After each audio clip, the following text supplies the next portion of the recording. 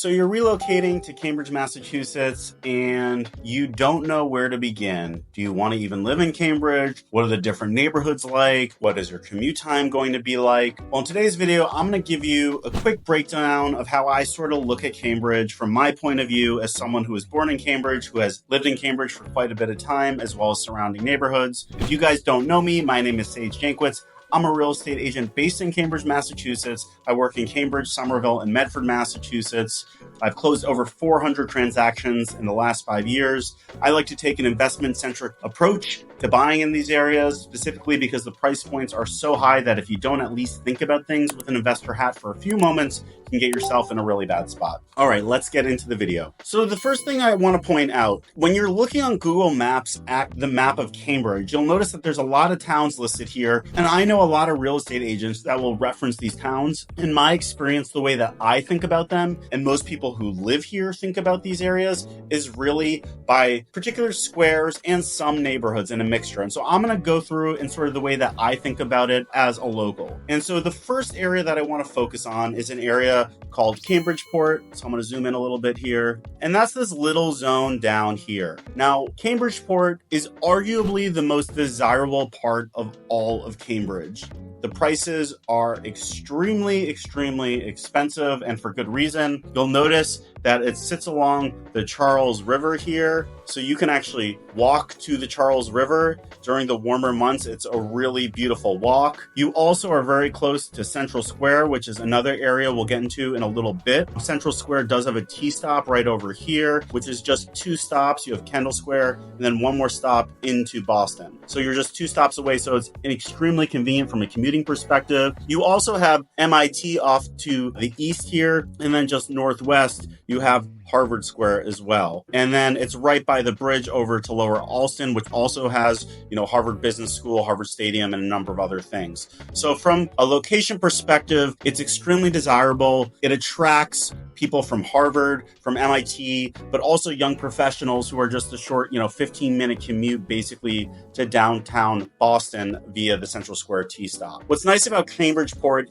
is it's a bit a quieter part of town, so it doesn't have necessarily as much of that city-like vibe, but you're so close to Central Square up here, which has all of your grocery stores, your restaurants, your coffee shops, your shopping.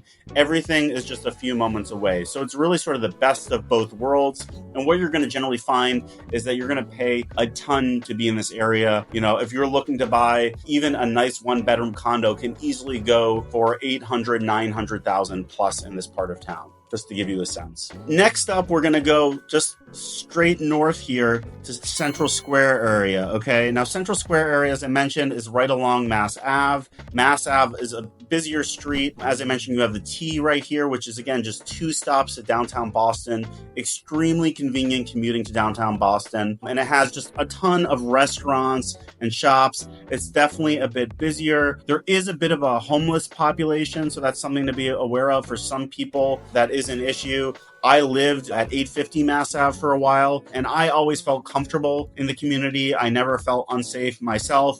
But for some people, that could be a potential issue. But Central Square is an awesome place to be. It's also very close to Cambridgeport, which we just went over. So in the summer months, it's a great area to walk around. There's some great parks there. It's also extremely well located in that it's an easy walk of maybe about 15 minutes to get to Harvard Square, 15 minutes to get into sort of that Kendall Square area as well. On a nice day, you can absolutely walk along Mass Ave and go across the river into Boston. I've done that many times. You can also bike it. It's awesome bike or walk there, and really beautiful views over the Charles River there as you go across the bridge. What you'll find with Central Square in general is similar to Cambridgeport, extremely desirable area. Price point, again, extremely expensive. This is a little bit more city living, and depending where exactly you are in Central Square, it's going to be a slightly shorter walk to the T. So if you're the type of person where you want to be 5-6 minute walk to the T and just have a short 15-minute commute to downtown Boston,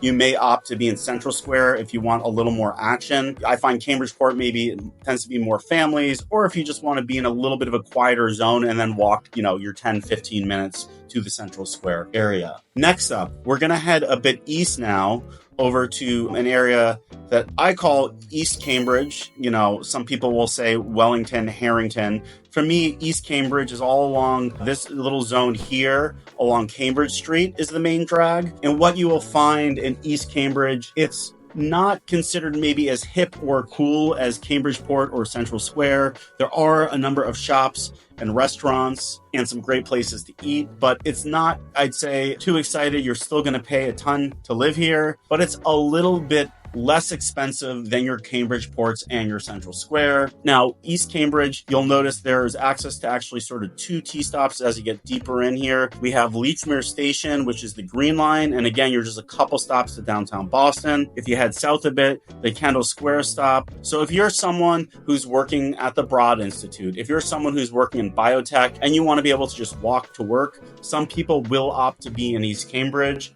Although I will say a lot of people will end up in Central Square because there's just a bit more happening. It's a bit hipper. So it's kind of a trade-off again for convenience. If you're the type of person where you really want to walk to work in East Cambridge, this could be a good option. But I would say that if you're looking for maybe a little hipper, cooler things happening, especially at night, for me personally, I'd probably target more of your Central Squares and some other communities that we'll get into in a bit. One thing that is nice, of course, about Kendall Square is you're just 1 block over to downtown Boston. You'll find Kendall Square has more older housing inventory overall, along with a handful of luxury condo buildings, which can get quite pricey. So there's an interesting mix of inventory here. That's a bit about East Cambridge. The other thing I just want to point out with East Cambridge is you are right on the sort of Cambridge-Somerville line. And up here, you might see this little T-stop here. This is a new Union Square T-stop in Somerville. So there was sort of a zone here where in some parts of East Cambridge, it was a bit of a schlep to Kendall Square. It might be 15 to 20-ish minutes, depending on where you were. But now if you're in some parts of East Cambridge, you'll have the Green Line, which also takes you into downtown Boston as well up here via the Union Square T-stop. And just north up here, you have a lot of cool stuff, but we're not going to get too much into this video. Just know you have Union Square here, which is very walkable and has a lot of fun things to do, very hip and up and coming. Next up, let's head a little bit west here. So here, again, just to reiterate, we have Central Square, we have Cambridgeport, we have East Cambridge here. If we head a little bit west here, we head into Harvard Square. So Harvard Square, almost everyone knows it. Of course, you have Harvard, and Harvard Square is kind of in the same category as your Central Square and Cambridgeport, arguably the most desirable place to be. There isn't a ton of housing. Harvard owns a ton of buildings here, and it can be hard to find housing directly in Harvard Square. But as you can imagine, extremely desirable place to be. You have so many shops and restaurants and Harvard-affiliated cool things like the Harvard Bookstore, the Harvard Art Museums. You have movie theaters as well that are just awesome. The Brattle, which is one of my favorite movie theaters, and shows old movies if that's your thing. And they have events there as well. And you also have Harvard Square, of course, with beautiful walking through the Harvard campus, just awesome in the spring and summer months. So it's truly an incredible place to be. There's a lot of events. You can walk everywhere and get around. You absolutely do not need a car. In fact, parking around Harvard is extremely hard to do. And I'd recommend if you are going to actually be living in Harvard Square, do not get a car. It's honestly a pain and generally not worth it. And of course, right south, you have the Charles River, which is great. So what you'll generally find with Harvard, just like Central Square and Cambridgeport, extremely desirable, extremely expensive. Again, you can easily spend $800,000-$900,000 on even a 1-bedroom condo here. So very competitive, very difficult to find stuff. The one thing I would add for Harvard Square is there's even less inventory than you're going to find in any of the other areas that we looked at. So if you are planning on buying specifically in the Harvard Square area, understand inventory is limited, it's extremely competitive, and expect to spend quite a bit of time waiting for the right option to come up and actually winning, most likely in a bidding war, to buy in the Harvard Square area. Next up, what you're going to notice here is we're going to up north a bit on 2A, also known as Mass Ave. What we're going to run into is, first of all, you'll notice there's Lesley University campus here, a local university, and then we run into Porter Square. Now, Porter Square is an area that, again, is very desirable. It's another really mature market. You have the Red Line T-stop here, which takes you right into downtown Boston. It's a little bit earlier on, so you have a couple more stops before you get into downtown Boston, so your commute is a bit longer. And what you're basically going to find is this side here is Cambridge, Cambridge. On the other side here is Somerville. And Porter Square is awesome. On this side, on the Somerville side, you're going to have things like a CVS that's 24 hours. You're going to have a Star Market grocery. You have Porter Square bookstore, which is all kinds of great events and a little coffee shop in there. But all along this 2A here, going from Harvard into Porter and beyond, you're going to have restaurants and shops and hotels and cool coffee shops and bagel shops and all kinds of stuff. Bagelsaurus, which is one of the best bagels in all of town, is here and gets really out of control. Down here on these side streets here, some of the most beautiful side streets, really beautiful neighborhoods here. So in the spring or summer, it's a great place to walk around and look at some of these properties. Again, not cheap. If you're buying, a 2 or 3 bedroom condo on any of these side streets here, you can easily spend between $1 and $2 million, depending on the size and finishes of those units. You also have some larger buildings that were built in the early 1900s that you'll find around here, where you might be able to get things for a little bit less, but they tend to be older buildings. So there's a bit of a trade-off there. Porter Square is extremely desirable. You're going to pay a pretty penny again to be in Porter Square, especially on the Cambridge side. You'll actually pay a premium for the Cambridge side as opposed to the Somerville side. One of the reasons being not just the Cambridge name, but you're going to pay way less in property taxes, about 50% less compared to Somerville, which can be really add up over the course of many years for a high ticket condo or single family or multifamily. So what you're generally going to find is Porter Square generally a little bit cheaper than your Harvard Central Squares and Cambridge Ports, but it's still very expensive in the grand scheme of things. Don't expect to get any great deals here. Next up, we're going to continue north here along Mass Ave. We have an area here that I would call sort of North Cambridge. And so North Cambridge is kind of interesting here.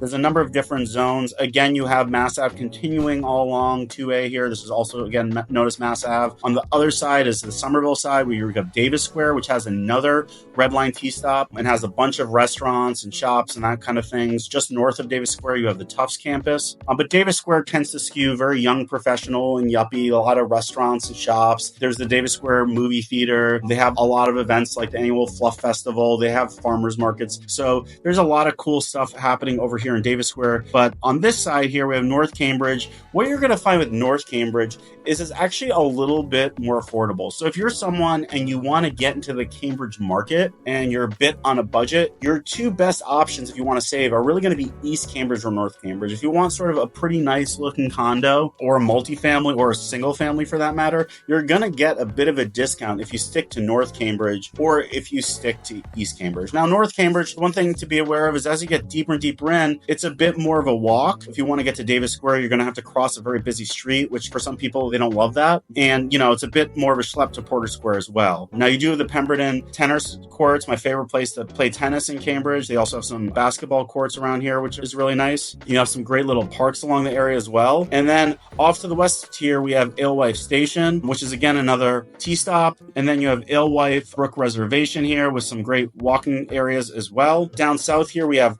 Fresh Pond area. This is my favorite place to go for walks and runs in the warmer months. It's an awesome place to go. It's just beautiful in the spring or summer months. The thing, again, that you have to just be aware of is as you kind of get down a little south here and into the West Cambridge area is that walkability is definitely a thing. As we get over here, you really aren't walkable to a T stop. So if you're a driver or a biker, it could be a non-issue for you. But if you're someone who wants to get to a T in 10 to 15 minutes, this is probably not going to work for you. So something to be aware of. And that's pretty much it. I hope you guys found this video helpful. Just kind of a quick overview of Cambridge, coming to the area and sort of the different parts of Cambridge to be thinking about on a high level. If you're interested in particular neighborhoods, if you're relocating and just have general questions, hit me up. I hope you guys like this video. Please like and subscribe, and I'll see you guys next time.